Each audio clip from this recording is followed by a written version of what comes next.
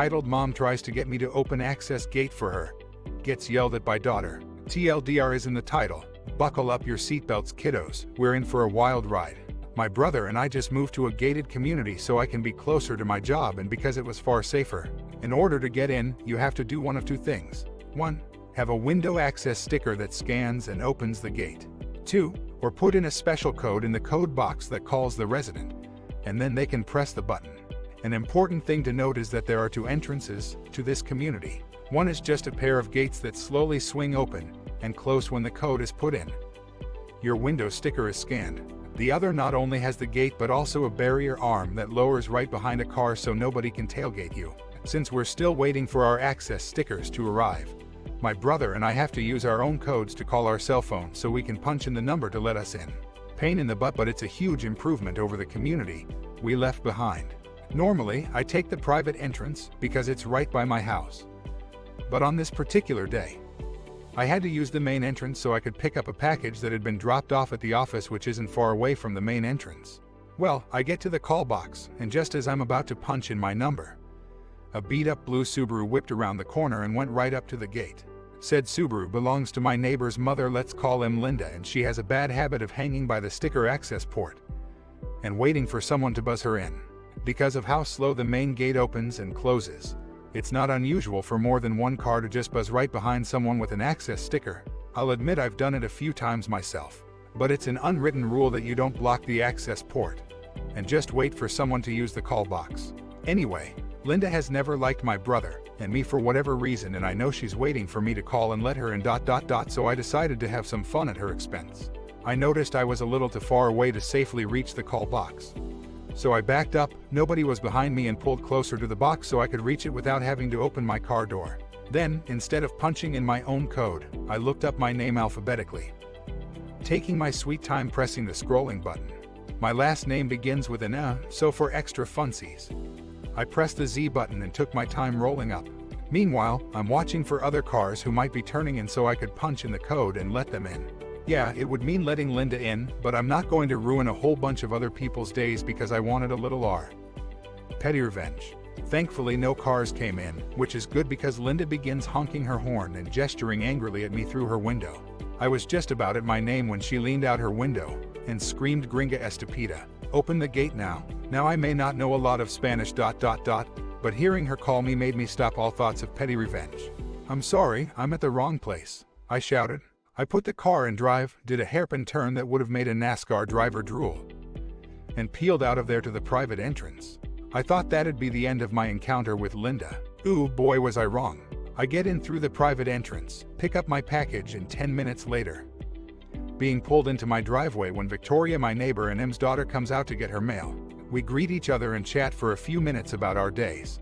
I didn't tell her about her mother, not wanting to sour Victoria's mood as she's aware of her mother's behavior and is just as irritated like everyone else who's had to put up with Linda. Well, wouldn't you know it, here comes Linda's Subaru. Linda pulls in and gets out. She sees me and points to me, "Thanks to you, I'm late for dinner with my daughter and grandchildren." Victoria looks at me, confused. I shrugged my shoulders, not in the mood to fight, and said I was going to let you in until you called me a gringa stupid. Victoria flipped out. She ran up to her mother, who is a lot smaller than her, and starts screaming at her in Spanish. I can tell that whatever Victoria said was bad because right away, Linda was looking like a beaten down dog, embarrassed out of her wits. Eventually, Victoria yelled at her mother, pointing at the exit, and I heard "Sal de aquí," which means "get out of here." Linda got in her car and drove off. Victoria apologized to me profusely. I told her it wasn't her fault and thanked her for standing up to me. Needless to say, Linda hasn't been over lately, and I don't think she will be until she learns her manners. And now let's go to the next part of the story, entitled "Mother Decides to Take Advantage of Nice Daughter's Absence to Break into Her Daughter's House and Enjoy a Bubble Bath." The saga of Linda continues. It's never really a dull moment around here. TLDR is in the title. A month or so ago, fortunately, Linda's daughter Victoria has been firm with her mother about her manners. Linda reached out to me with a profuse apology and flowers. While the flowers made my brother sneeze, Linda did seem repentant, and she was allowed over for the first time maybe a week or so ago. She behaved herself, so Victoria and I expressed our hopes that maybe she did learn her lesson. That was until last night. Victoria's brother-in-law, let's call him Kevin, was killed in a car accident a few days ago. Since Kevin lived in Texas, Victoria and the rest of her immediate family booked a flight to help attend the funeral. Since Victoria and I are next-door neighbors and friends, she gave me an extra copy of her keys and asked me to keep an eye on their cat, sort their mail, and just make sure things were okay at the house. I agreed because this was an emergency, and I'd trust her to take care of our house if something similar happened.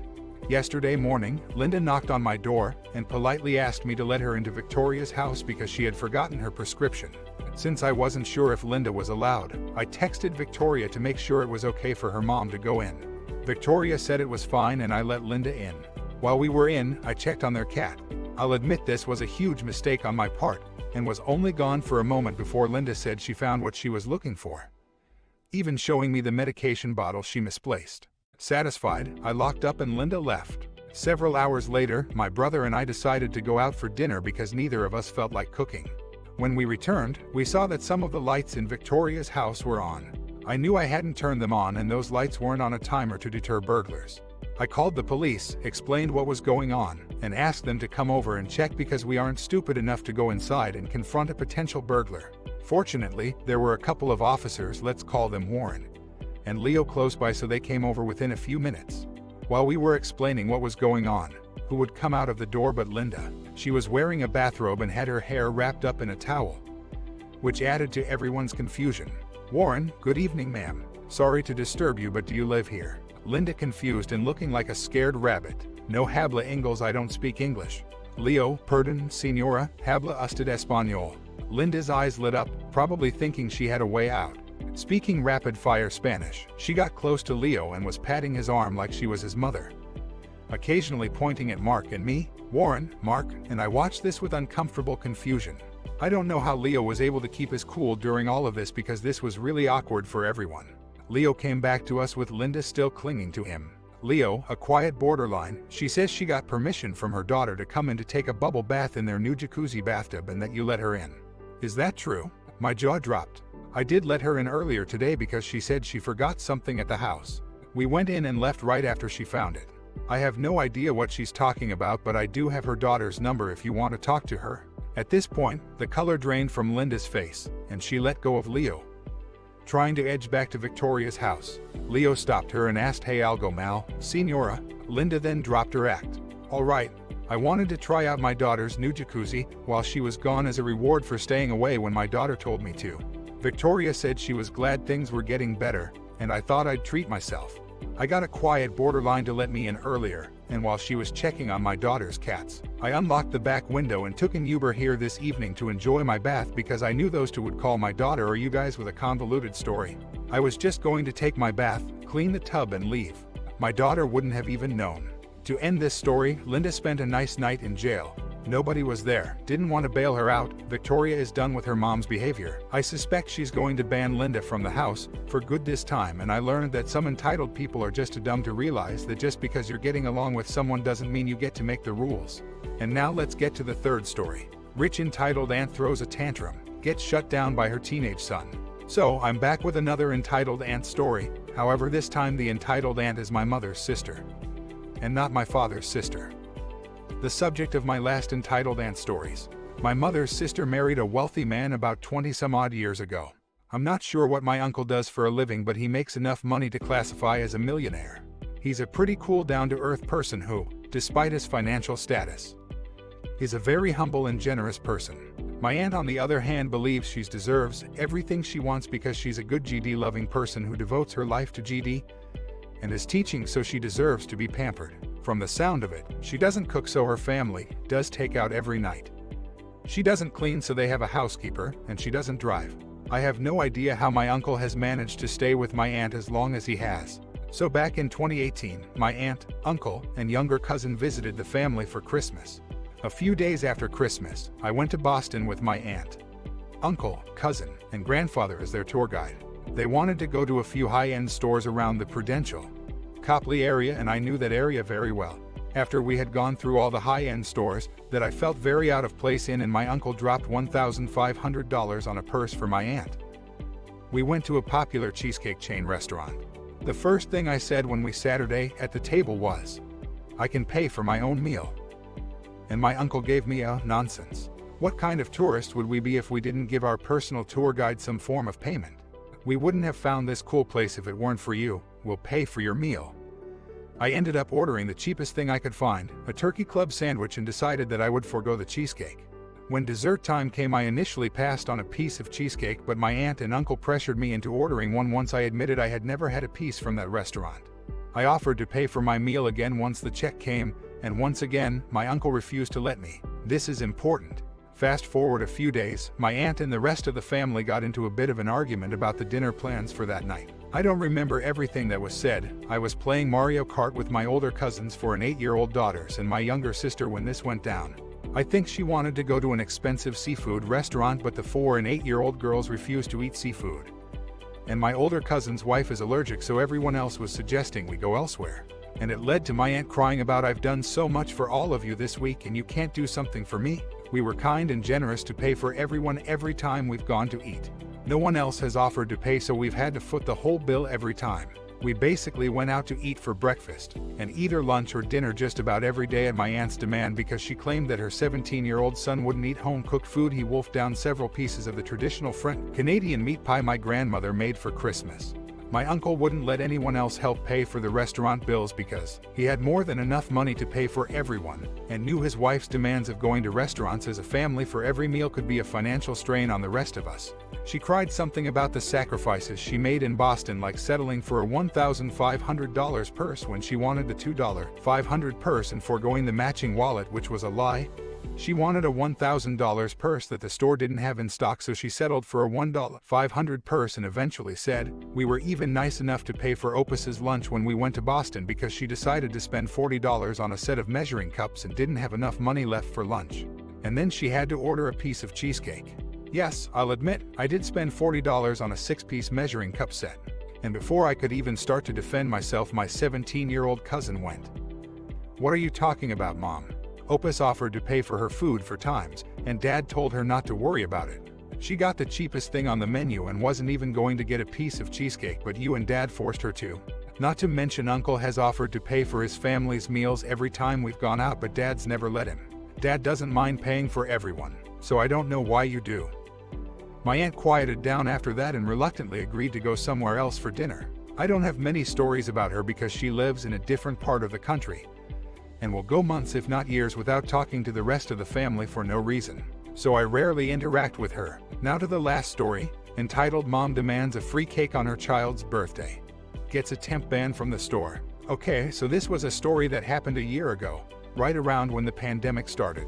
Here is the cast. Me, Spaghetti Monster, ha ha. Just kidding, it's just me. KK, I am not going with Karen. My aunt and an old friend of mine are called Karen, and they are the nicest people you could know.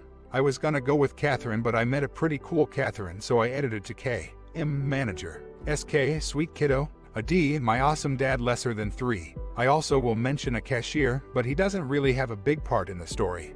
He never even said anything really. So on March 8, 2020, my dad and I were waiting in line at a store. And I had a mini chocolate cake with me, along with some candles and sprinkles. I hadn't celebrated my birthday in 2 years, and this would make year 3 as my whole family canceled on me due to the pandemic. Which I get, but since I hadn't had a good birthday celebration in some time, my dad decided it would be a let's eat cake and watch movies tonight kind of birthday. I had put my cake on the conveyor belt along with my other items before putting my headphones in while I wait in the line with my dad. I was halfway jamming out to my music when I feel a tap on my shoulder. I look behind me only to see a woman looking at me, before smiling. She wasn't wearing a mask at this time because they weren't required, but my dad and I still were, as it is better to be safe than sorry. I take out my headphones and just stare at her. She had shoulder-length dirty blonde hair, a pink shirt that barely reaches her belly button, and a pair of thigh-high shorts. Where I live, it's always sunny, so those outfits are pretty normal. She was maybe 34 or 35 from the looks of it. She had a child with her, maybe 10 years old. He also wasn't wearing a mask, but he was a pretty sweet kid. He was actually really quiet and not entitled like his mother. Me, hello, ma'am, I said, kinda nervous. I have suffered from anxiety for a while, so talking to people I don't know can make me get nervous. Hey kid, can I ask you where you got that? She says, looking in the direction of the conveyor belt. Me, got what? I look in that direction. That? She says, pointing at my cake. Me, do you mean my cake? I got that in the back of the store, where all the other baked goods and the bread are. Me, I hope that helps, ma'am. Without even a thank you, the woman ran off, leaving her kid at their cart. Right behind me, he just looked at me and smiled. I like your purple hair, miss. I remember just seeing my little brother and smiling to myself before responding, I like your car's t-shirt. It's pretty cool. After that, my dad and I had just shared a glance about what the woman did and I just shrugged. After around 3 minutes, my dad and I make it to the front of the line. And my dad realizes he left his wallet in the car. Since we were parked close to the store, the cashier let my dad run out to the car to get his wallet. Right after he left, I hear a scream. I and everyone else turned their head to see the woman I had talked to earlier. Hey, this brat stole my cake, she yells, pointing at me. Me, what? No, yes you did, you brat. She didn't even let me finish my sentence. You stole my cake, then you were very rude to me when I asked for it back. Walks around the conveyor belt and stands next to the cashier and looks at me. Is this true, miss? Did you take her cake? Me, no, I didn't. Today is my birthday, and my dad and I were just getting me a small cake. Who is now back in line with her kid. That's not true. I told you it was my kid's birthday, and you just got mad at me and took my cake. Me, close to tears at this point. Ma'am, stop lying, please. I already told you that this was my cake. As the woman started to yell at me, the manager, and even the cashier about how I was lying. I heard someone walk behind me. I could see it was my dad. I remember hugging him tightly before he put his hand on my shoulders and asking me what happened. I just pointed at the yelling woman, and he nodded before getting in front of me and looking at the woman. Adi, may I ask why you are screaming at my daughter? Hey, she stole my child's birthday cake. Now get out of my way and let me talk to the little C. Yes, she swore in front of everyone, even her kid. Didn't even call me a B, called me a C. Adi, ma'am, let me ask you this. If this is your cake, why do my daughter and I have the candles and sprinkles, while you only have a magazine, a bag of chips, and a soda on your part of the conveyor belt? While this logic didn't make the best sense, the woman went quiet. He looks at my dad and me and goes to talk when we all hear a little voice. SK, that's her cake, he says with a smile. All of us look at him, and honestly, I thought that he was saying it was his mother's cake. Whose cake it is, kiddo? The manager asks, looking down at the 10-year-old. SK, the girl with the purple hair. He pointed at me before going to the conveyor belt. He stood as tall as he could before pushing the cake towards me and my dad. What? Adi, also, if you don't believe me, my daughter or the kid, there are cameras all around this store. If the woman was quiet before, she was extra quiet now and her face was turning white.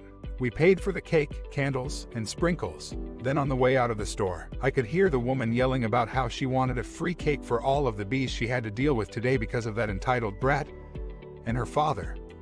My dad and I just laughed and left the store. Before we left, I turned around and see the small kid waving at me as his mother kept yelling. Louder and louder, I waved back at him as my dad and I left. Around a month later, my dad and I had come back, masked up and hand sanitized again, just coming for groceries. I met up with a worker who was a friend I knew in high school. We started talking and the lady came up. They looked at me and laughed. Wait, that entitled brat was you. I just nodded and looked at them, curious as to why they were laughing. Through laughs, my friend says how the woman knocked down the magazine and lollipop stands by the cash register, along with cussing out the manager and the cashier. She ended up getting a temporary ban from the store. I had also found out that my dad and I got the last mini cake that day. We both had a laugh, then I had to say goodbye, and I caught up with my dad so we could leave the store soon. To be honest, I just remembered this story because it's almost March 8th again. Lol. My birthday is coming up. I wonder if I'll see the kid or the mother when I get a mini cake again. God, I hope not. That's the end for today. Thanks for watching.